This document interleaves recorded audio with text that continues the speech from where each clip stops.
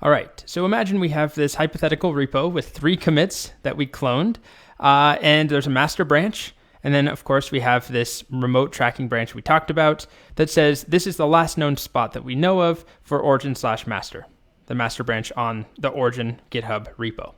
Anyway, I do some more work. What happens? If I'm on the master branch, I make new commits. That master pointer updates, just like it always has when we've made branches and worked on branches and made new commits. That branch reference moves. It refers to the latest commit on that branch.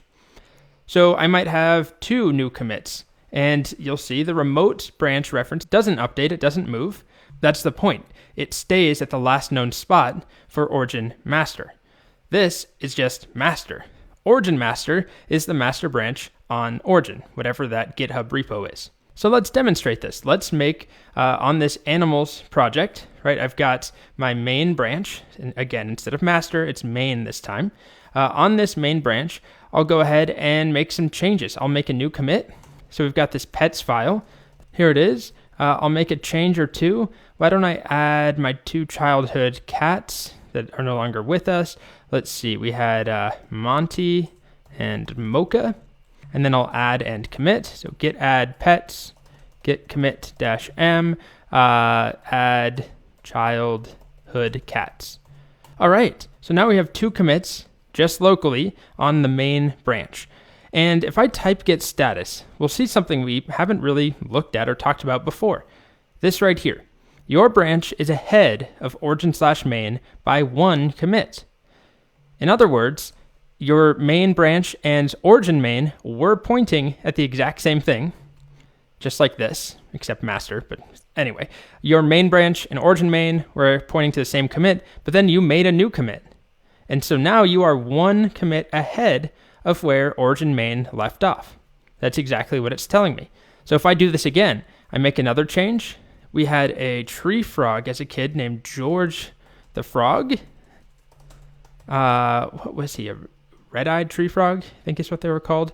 Really cool looking, but not very friendly pets. Anyway, George the Frog, I'm going to add him.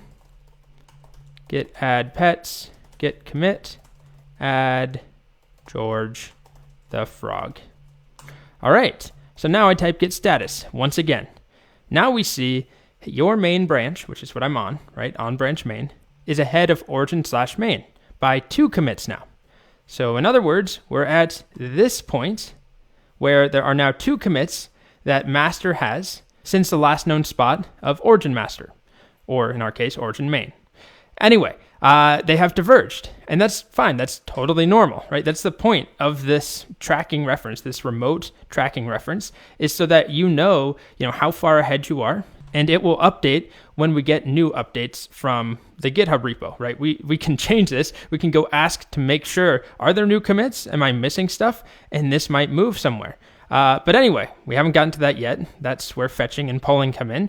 But what I want to show you is that if you wanted to, if you were ahead of origin master or origin main or whatever it is, like we are, we can still take a look at origin master or origin main. We can check it out. So imagine this is our scenario, and we wonder, what did this project look like when I first cloned this repository or when I last got an update from origin?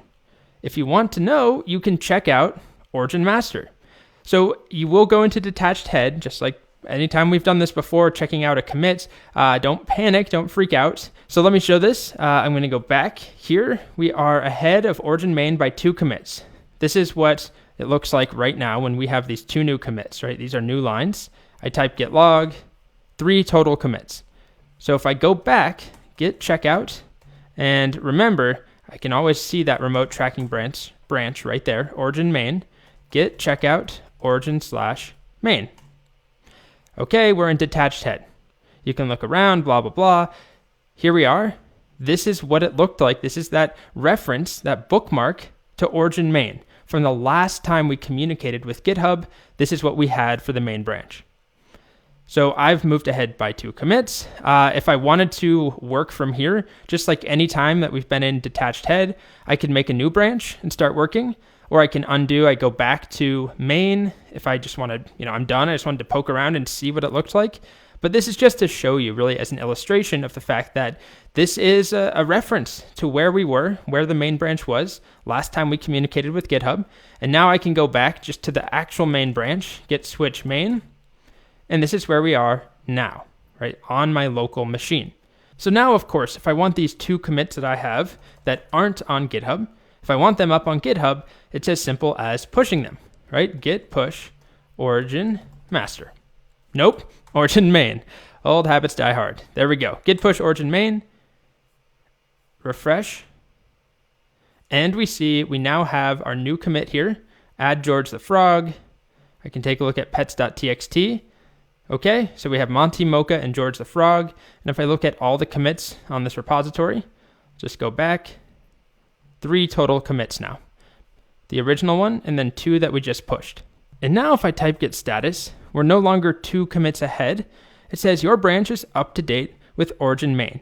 We just communicated with that GitHub repository, that remote repo called origin. And now our local repo knows what origin main looks like.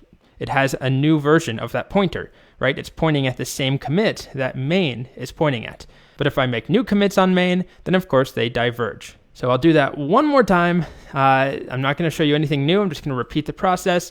Let's see, another pet that I had as a kid. Oh, my trusty dog Wyatt passed away a couple of years ago.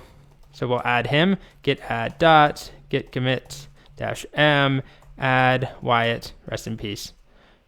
Okay, I type git status, and now I'm ahead of origin main by 1 commit, right? So if I check out origin main, git check out origin /main, we see Wyatt is gone. This is what the file looked like. This is what the repo looked like the last time we communicated with origin, which was just a couple seconds or maybe a minute ago when we pushed.